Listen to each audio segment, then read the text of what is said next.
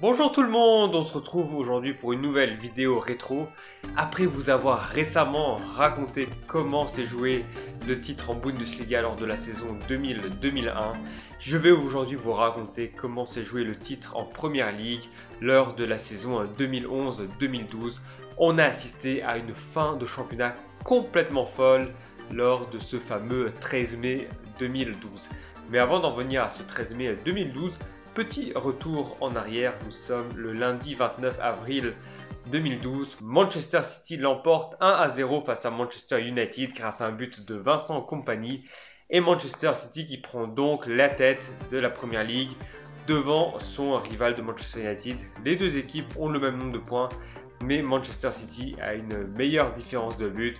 Ça veut dire qu'en cas de 2 victoires lors des 2 prochaines journées, Manchester City serait champion. Un troisième titre de champion pour Manchester City, mais le premier depuis 1968. Lors de la 37e journée, Manchester City confirme en l'emportant 2-0 à Newcastle, alors que de son côté, Manchester United conserve des chances avec une victoire 2-0 également face à Swansea. Donc voilà un petit peu la configuration avant la dernière journée. Manchester City qui reçoit les Queen's Park Rangers a toutes les cartes en main pour gagner le titre. Une victoire et ils sont champions.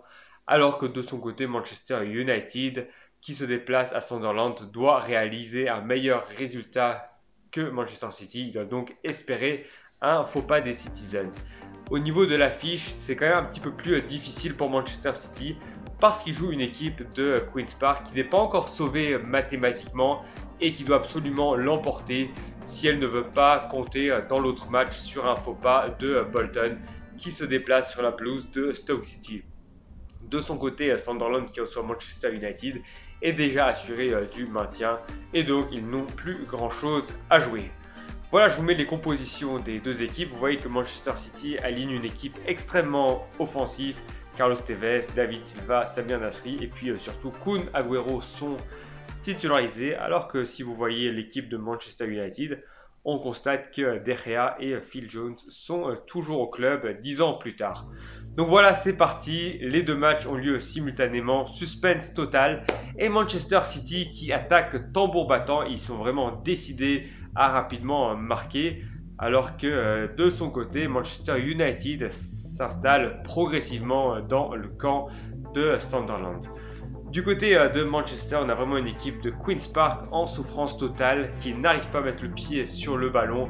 Mais bonne nouvelle pour Queen's Park, dans le match parallèle, Stoke vient d'ouvrir le score face à Bolton. Et donc les Queen's Park qui sont donc très proches de se maintenir. Toujours donc 0-0 dans les deux matchs, que ce soit à Sunderland ou à Manchester. Pas de changement pour l'instant au classement, mais tout cela va évoluer à la 20e minute. Puisque Manchester United va ouvrir le score par Wayne Rooney, une superbe tête, et c'est d'ailleurs même son 27e but en championnat. À ce moment-là, donc, on a Manchester United qui prend la tête de la Première Ligue. Ça veut dire que Manchester City doit réagir, et c'est ce qu'ils font quelques instants plus tard, puisqu'on est à la 27e minute. Zabaleta qui profite d'une énorme erreur de main, la faute de main du gardien Kenny de Queen's Park. Et 1-0 donc pour Manchester City à la 27e minute. Manchester City qui reprend la tête de la Première Ligue. En fin de première mi-temps, on apprend également tout d'abord que Bolton a égalisé face à Stoke. Donc une équipe de Queen's Park qui commence à trembler. D'autant plus que juste avant la mi-temps, Bolton marque un deuxième but sur la pelouse de Stoke City et donc Bolton pour l'instant 17e et les Queen's Park qui sont donc relégués à la mi-temps. Donc à la mi-temps on a la configuration suivante, rien n'a changé au classement. Manchester City comme Manchester United remplissent leur contrat, mais on peut s'attendre à une réaction de Queen's Park qui pour l'instant est relégué et la réaction qui ne tarde d'ailleurs pas à venir puisque dès la 48e minute on a une énorme erreur de relance de Julian Lescott, défenseur central, qui loupe complètement son intervention. Djibril Cissé en profite pour égaliser. Coup de tonnerre, donc un but partout. Ça veut dire qu'à ce moment, Manchester City est de nouveau deuxième et que Manchester United est de nouveau champion. Du côté de la pelouse de Sunderland, il ne se passe pas grand chose. Visiblement, les Black Cats de Sunderland sont déjà en vacances. Manchester United fait le nécessaire pour garder cet avantage. Mais du côté de Manchester City, le match il est vraiment très tendu, il y a un but partout. Et à ce moment-là, les Queen's Park sont toujours relégués. Ça veut dire qu'on est très tendu sur la pelouse. Manchester City, comme les Queen's Park, ont besoin d'un but. Et ça devient vraiment nerveux. Et Joey Barton, joueur des Queen's Park, qui est vraiment très nerveux et qui prend un carton rouge. D'où son surnom Barton Rouge. Donc voilà, Queen's Park qui va terminer le match à 10 contre 11. Mais visiblement, ça ne les gêne pas. Puisque quelques instants plus tard, Queen's Park prend l'avantage sur la pelouse de Manchester City. Le but de Metki. Grosse désillusion à ce moment-là pour Manchester City qui doit marquer 2 buts pour renverser la situation, pour être champion. Les Queen's Park sont quasiment sauvés. À Sunderland, rien ne se passe, un match très calme. On attend tranquillement la fin du match. Tout va se jouer du côté de Manchester City. On entre dans le temps additionnel dans les deux matchs. 5 minutes d'arrêt de jeu du côté de Manchester City, seulement 3 du côté de Manchester United. Et Manchester City qui pousse, qui donne tout. Le corner de David Silva et puis la tête d'Edin Dzeko. 2 buts partout, c'était la 91e minute. Manchester City qui a encore 3 minutes 30 pour marquer le but. Alors que du côté de Sunderland, le match est terminé. On sait que dans l'autre match parallèle, il y a 2-2. On attend tranquillement, on est un petit peu fébrile. Mais Manchester United qui est sur le point de gagner le championnat contre toute attente.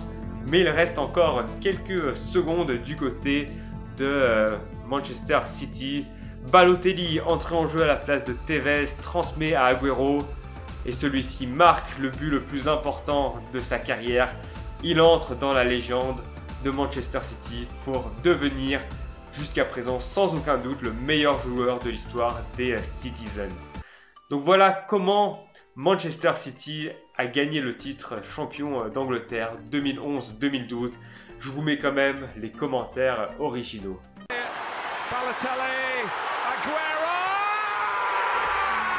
Donc voilà comment Manchester City a gagné son premier titre lors de ce 21e siècle.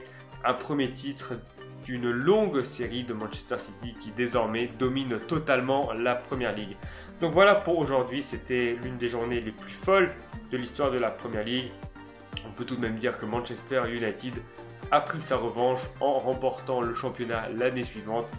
Mais par la suite, on a vraiment eu une domination de Manchester City. Voilà donc pour aujourd'hui. Si vous avez aimé cette vidéo, vous pouvez me le faire savoir en me laissant un petit pouce bleu. Vous pouvez également vous abonner à ma chaîne. Et si vous avez d'autres sujets à me suggérer, vous pouvez me le faire dans l'espace commentaire. Voilà tout pour aujourd'hui. Et je vous dis à très bientôt pour parler de plus de foot. Ciao, ciao!